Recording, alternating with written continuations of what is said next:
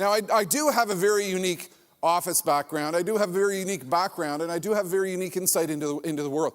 What I want to focus on with you today is what is happening with the customer. What is happening with the golfer? What is happening with the member? I'm not going to talk about the operations. I'm not going to talk about the environment. I'm not going to talk about those types of things. I want to put in perspective for you, as someone who thinks a lot about the future and who spends a lot of time working with a lot of organizations around the world focused on innovation and creativity and trends. What's going on with the golfer? What are some of the key trends that might impact you in the future? And what do you need to be thinking? And what do you need to be doing to deal with the reality of change and the pace of change that is occurring today? Now, my office environment is very, very unique. I've been working in a home office for 20 years. My wife works with me in the home office. She's been doing so for 18 years. We're still very much together. Very unique environment. And I have two young sons who are now 15 and 17 years old. And what is fascinating when you work in a home office is you tend to come to view the world through their eyes.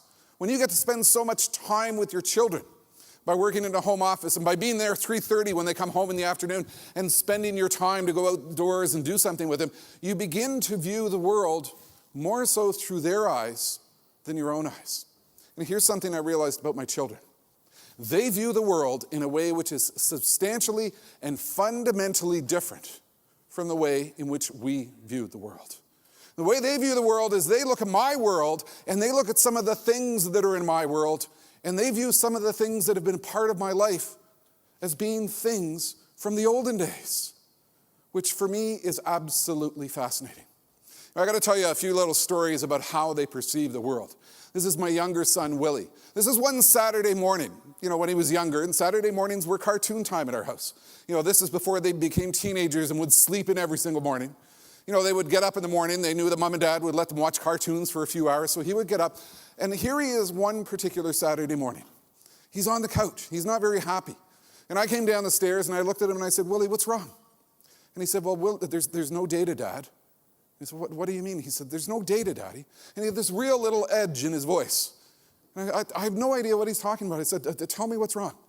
And he took the TV remote control. We have digital cable in our house. And you know how the digital cable, you have this electronic program guide that comes up on the screen. And it shows you what's on each and every channel. Well, there must have been some type of glitch with the system the night before, because every single little box on the TV read, no data. He did not know what to do to find a show to watch. He didn't know what to do to find a show to watch. So I went to the front door. I got the Saturday morning paper. I got the TV guide out. And I came marching into the room and said, let me show you how we did it in the olden days. And he and his brother are sitting there looking through this thing. You actually use this type of thing? Think about it. They live in a world in which something that had recently been a part of my life, to them they view it as a historical artifact. We live in a world in which things are becoming things from the olden days before our very eyes. I was down in the home office one day. I was cleaning out the beer fridge, and Thomas came wandering in. He was about 5 or 6 years old.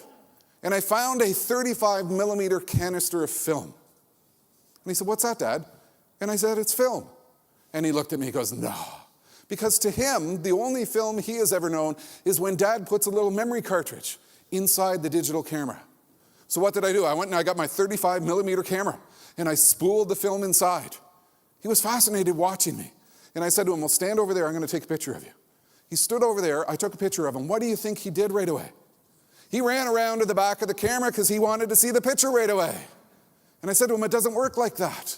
I said, look, we got to take 23 more pictures. Then we got to drive down the street to see the man. We have to wait for him to, make the pictures happen. Maybe we'll go get an ice cream while we wait. And he looks at me, he goes, that's really dumb, Dad. And he goes wandering out into the hallway, and his older brother, of 8 years old, is there. And he said, what were you doing with Dad? And he said, Dad was showing me something from the olden days.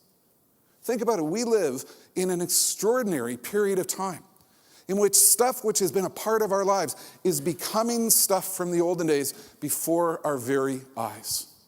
We're a skiing family. My young sons are actually now ski instructors. And, we were out west at one point. We were skiing. We were in the local grocery store the night before. The lady in the line in front of us went to pay for her groceries with a check. And Thomas said to me, what's she doing, Dad?